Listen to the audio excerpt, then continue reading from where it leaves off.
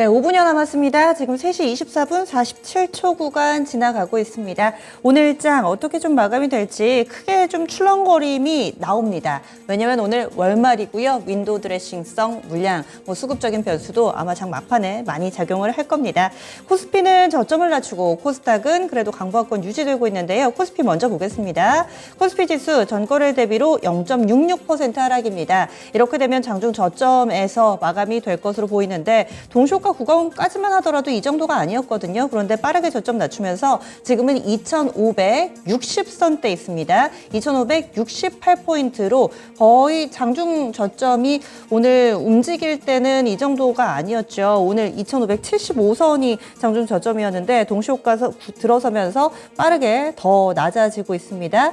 그렇게 되면은 5일 이동평균선 이탈이 나올 것 같아요. 5일 이동평균선 이탈되는 이 낮은 저점에서 오늘 종가 형성할 것으로 예상되고 있습니다. 다만 월간 기준으로는 한 3% 정도의 오름세로 기억될 5월이고요. 다음 코스닥 넘어가겠습니다. 코스닥은 괜찮습니다. 아무래도 대형주 중심으로 막판에 수급적인 좀 변수가 크게 작용해서 코스피 지수는 저점을 낮추지만 코스닥 같은 경우는 괜찮습니다. 큰 이변 없이 강보합권 유지하고 있는데요. 0.47% 오름세 855.48포인트 정도 선 기록하면서 장중에 저가가 850선, 고가가 860선. 오늘 코스닥 지수는 변동성이 상당히 좀 제한되는 모습이었죠. 이 정도 수준에서 거래 마칠 것 같습니다. 오늘의 고가와 저가 그 중간에서 종가 형성할 예정이고요. 이동평균선의 훼손 없습니다. 월간 기준으로 코스닥 같은 경우는 이번 달 1.5% 정도 오르는 모습 보여주며 확실히 5월 달에는 대형주들이 조금 더 선방해주는 모습으로 거래 마칠 예정입니다. 다음은 종목별로의 움직임 확인해 보겠습니다. 시가총액 상위 종목군들, 특히나 코스피 200 종목 내에서 좀 변수가 발생을 하는데요. 삼성전자와 SK하이닉스 1%대 고르게 밀려 내려가면서 거래 마칠 채비하고 있습니다. LG화학이나 네이버, 포스코홀딩스도 1%대 하락 움직임이고요. SK이노베이션 저점을 빠르게 낮춥니다. 3% 넘게 밀리고 있고 또 이 LG전자도 한 2% 정도 밀리면서 사이즈 큰 종목군 가운데서 좀 깊게 빠지는 종목군들이 하나 둘씩 늘어나고 있는 모습입니다. 여기에다가 한국타이어앤테크놀로지가 동시효과 직전까지만 하더라도 이렇지는 않았거든요. 근데 막판에 물량이 나오면서 지금 14% 급락으로 거래 마칠 예정인데 물론 동시효과 구간 허수 있습니다. 그래서 종가상 이렇게 마감이 될지 아니면 빠르게 또 낙폭이 줄어들 수도 있으니까요. 현재 이 정규 거래 때와는 조금은 다른 모습을 나타내는 종목이 꽤 많습니다. 아모레도 지금은 5% 정도의 하락이고요. 그리고 현대건설이 5%, 현대제철도 5%대 하락하면서 큰 종목군들 저점을 빠르게 낮추는 동시효과 구간의 모습이 상당히 눈에 띕니다. 오르는 종목도 있습니다. 한진칼 같은 경우는요. 대한항공과 아시아나 합병이 무산될 경우에 또 뭔가 어부지리성 상승 움직임이 어제 오늘 이어지고 있습니다. 산업은행이 물량을 어떻게 좀 정리할지 이것이 또 하나의 또 변수로 발생을 하면서 한진칼은 어제 이어 오늘까지 급등세 이어가는데요. 코스피 200 종목 내에서 한진칼이 8% 오르며 가장 강한 상승권으로 거래 마칠 채비하고 있습니다. 다음은 코스닥입니다. 코스닥은 좋습니다. 반도체가 주춤하니까 2차전지라든지 그동안 못 갔던 종목군들이 강세 흐름 띄고 있는데 이런 움직임은 동시효과 구간대 더 뚜렷하게 나타나고 있습니다. 에코프로비엠 고점을 높입니다. 현재는 25만 원 근처에서 거래 마칠 채비하면서 4%대 탄력 보여주고 있고요. 에코프로 2.5% 그리고 LNF도 4% 정도까지 탄력을 붙이면서 후반에 2차전지 소재, 소부장 쪽으로 자금이 유입되고 있다라는 점 특징으로 볼 수가 있습니다. 그리고 오늘 게임이라든지 제약바이오도 소외됐던 종목군들 괜찮은데요. 대표적으로 게임 섹터 내에서는 펄업이 있습니다. 오늘 장에서 6% 정도의 오름세로 거래 마칠 채비합니다. 여기에다가 네오위즈 같은 경우도 피해 거짓 계속해서 관심이 쏟아지고 있는데 네오위즈도 오늘 플러스권에서 거래 마칠 준비하고 있습니다. 여기에 알테오젠입니다. 이 제약바이오는 전체적으로 오르지는 않는데요. 알테오젠 같이 호재가 있는 종목이 오늘 장 강하게 반응이 나오네요. 이 종목은 거의 40억 원 규모의 마일스톤을 수령했다라는 소식이 전해지면서 오늘 장 10% 정도 오름세로 거래 마칠 예정입니다. 상한가 마감 앞두고 있는 종목은 거래소 2종목, 코스닥 4종목입니다. 거래소에서는 이수화학이 이제 분할하고 오늘 거래 재개는 첫날이었죠. 보통은 존속법인은 안 좋고 신설법인이 좋은 경우가 많은데 오늘은 존속과 신설법인 모두 다 가격 제한폭까지 오르면서 이번 분할은 많은 분들을 좀 웃게 만드는 그런 성공적인 분할, 재상장 그리고 거래 재개가 아닐까 합니다. 두 종목 종목 에이스화학과 이수스페셜티 케미칼 모두 다 가격 제한폭까지 오른 움직임 보여주고 있고요. 코스닥 쪽에서는 코드네이처, 그리고 프로스테믹스, 제노포커스, 시그네틱스 있습니다. 반도체 다 꺾인 건 아니고요. 시그네틱스 같이 당초에 못 갔던 종목군들은 또 강세 움직임이 이어지기도 합니다. 이 종목은 반도체 관련해서 후공정 쪽으로 테스트 장비, 패키징 쪽으로 좀 묶이는데요. 현재 가격 제한폭까지 오른 움직임.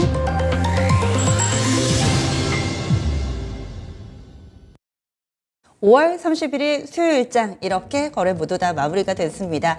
5월에 우리 증시를 안 보고 떠나신 분들도 계실 테고요. 또 어렵더라도 같이 해야 된다라는 생각에 이 상황 속에서도 뭔가 답이 있을 거야 하면서 긍정적으로 시작을 바라보신 분들, 결과적으로는 5월 시장 함께 하셨던 분들이 조금 더 나은 선택이 아니었을까. 이렇게 되돌아보고 나면 정답이 이렇게 쉬운 거를요. 막상 우리가 시장과 함께 했을 때는 어렵습니다. 6월도 저희가 열심히 도와드리도록 하겠습니다. 먼저 정리부터 해보고요. 아시아 증시 동향 보시죠. 아시아 증시 별로 안 좋았습니다. 우리 증시는 혼조 양상이었는데 상대적으로 이게 잘 버틴 거고, 중국과 일본, 특히나 중국 쪽에서 홍콩 안 좋습니다. 일본 먼저 보겠습니다. 전체적으로 아시아 증시가 밀린 이유에 대해서 외신 보도들을 보니까 중국의 경제 지표를 원인으로 드는 경우가 많더라고요. 중국에서 이 PMI, 제조업 PMI 발표가 되는데 안 좋았습니다. 48 라인대를 기록하면서 이 기준선 50을 하회하는 모습을 나타냈고요. 이에 따라서 중국 경제가 아직 살아날 기미를 보이지 않는구나, 이렇게 해석되고 있습니다. 중국 제조업 PMI가 48.8, 두 달째 부진하다라는 부분이 아시아 증시 전반에 부담으로 작용했다라는 평가입니다. 그럼 일본 증시 먼저 보시죠. 니케이 225 지수입니다. 요즘 들어서 과연 엔저가 어디까지 갈까? 이것이 바닥이 아닐까? 또 이 일본 당국의 개입이 나타나지 않을까라는 소식들이 하나둘씩 이 엔저에 브레이크를 걸고 있는 상황이고요. 오늘 일본 증시가 그동안과 비교했을 때는 상당히 좀 안 좋았습니다. 꽤 많이 밀렸습니다. 1.41% 하락하면서 3887점. 88엔대 거래 마쳤습니다. 오전보다 오후에 더 안 좋았고요. 이제 3만엔 선 초반까지 다소 좀 밀려 내려가는 모습을 보여주고 있습니다. 일본 증시 상승에 어느 정도 좀 브레이크가 걸린 상황이고요. 다음 중국 넘어가 보시죠. 오늘 중국의 제조업 지표 안 좋았다 이렇게 말씀을 드렸는데, 중국 상해종합지수는 3,200선 이탈이 됐습니다. 중국 증시는 3,300선이 강력한 저항으로 작용을 했는데 확실히 이 부분 뚫지 못하고 꺾이더니 3,200선은 쉽게 내줍니다. 오늘 장중 내내 마이너스권 기록하고 있고요. 상해종합이 0.8% 하락하면서 3,198.80선 기록하고 있습니다. 심천 쪽도 비슷하게 0.8% 정도 조정받고 있는 상황이고, 항생을 좀 보셔야 될 것 같은데요. 항생이 많이 밀립니다. 홍콩 항생 3%에 육박하는 하락 움직임 보여주면서 현재는 2.71% 하락하며 18,092선 라인 기록하고 있는 모습입니다. 지금 뭐 시가총액 상위 종목군들도 그렇고 아무래도 중국 경제가 안 좋으니까 이쪽 석유화학이나 소재 쪽 업체가 안 좋네요. 뭐 페트로차이나나 중국 해양석유총공사 이쪽이 좀 많이 밀려 내려갑니다. 기술주들은 상대적으로 괜찮은데요. 뭐 시노팩이라든지 이렇게 또 산업의 근간이 되는 종목군들이 약세 흐름을 보여주고 있습니다. 그러면 국내 환율 동향 넘어가 보겠습니다. 원달러 환율이 상승으로 전환이 됐네요. 장 초반에는 지정학적 리스크에도 불구하고 우리 원달러 환율 하락으로 출발했는데 장 후반 가면서 상승으로 돌아섰습니다. 2원 30전 오르면서 1327원 20전에 거래 마쳤고요. 9시 후반 구간대에 1320원 선 진입하고 막판에 한 차례 더 오르면서 결국 상승 전환됐습니다. 그러면 국내 증시 정리하겠습니다. 시황센터 다녀오시죠.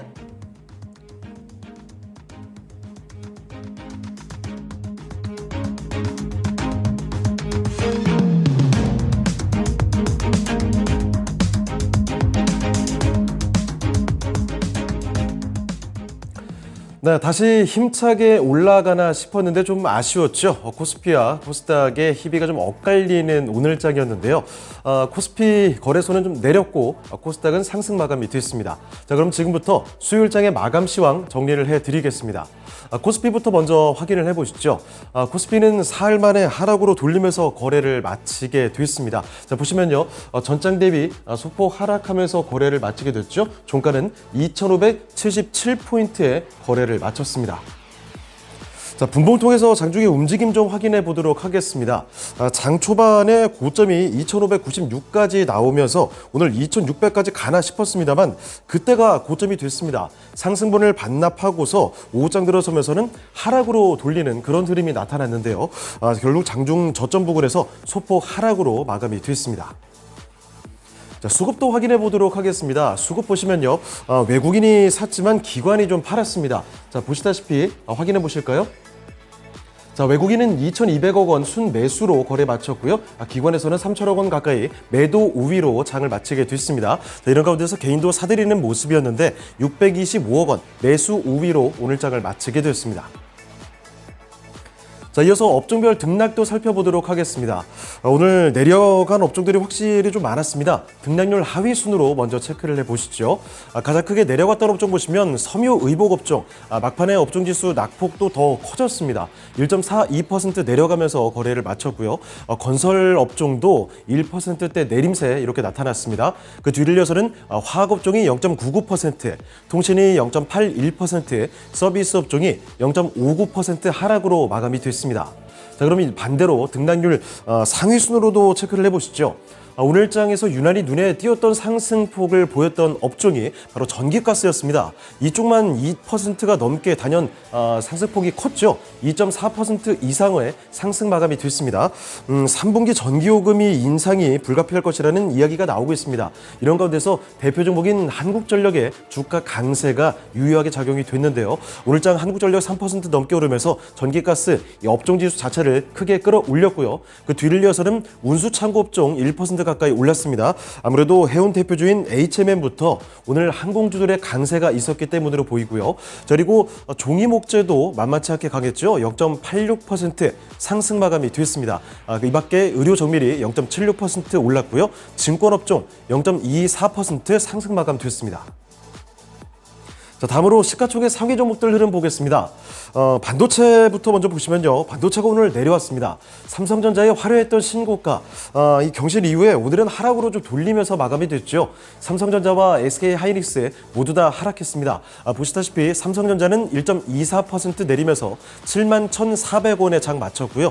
SK하이닉스도 마찬가지로 1.5%대 내림세였습니다. 오늘 장 종가는 108,600원이었습니다. 자, 그리고 인상적이었던 게 LG에너지솔루션의 강세였죠. 레드캡 투어와 손을 잡고서 배터리 사업을 강화한다는 소식도 전했는데요. 시가총액 상위 종목들 가운데서는 상승 탄력이 가장 강했습니다. 오늘 장 보시면 전장 대비 3%가 넘게 상승이었습니다. 59만 9천 원에서 오늘 장을 마감 짓는 모습이었고요. 자, 그리고 나머지 2차전지 관련한 종목 중에서는 이틀째 강세를 보여줬던 포스코 퓨처엠 정도 확인을 해보시죠. 자, 보시면 포스코 퓨처엠 어제부터 상승하는 모습 오늘까지도 이어졌습니다. 포스코 퓨처엠은 뚜렷한 상승으로 거래를 마치게 됐습니다. 포스코 퓨처엠 아래쪽으로 조금만 내려가 보시죠.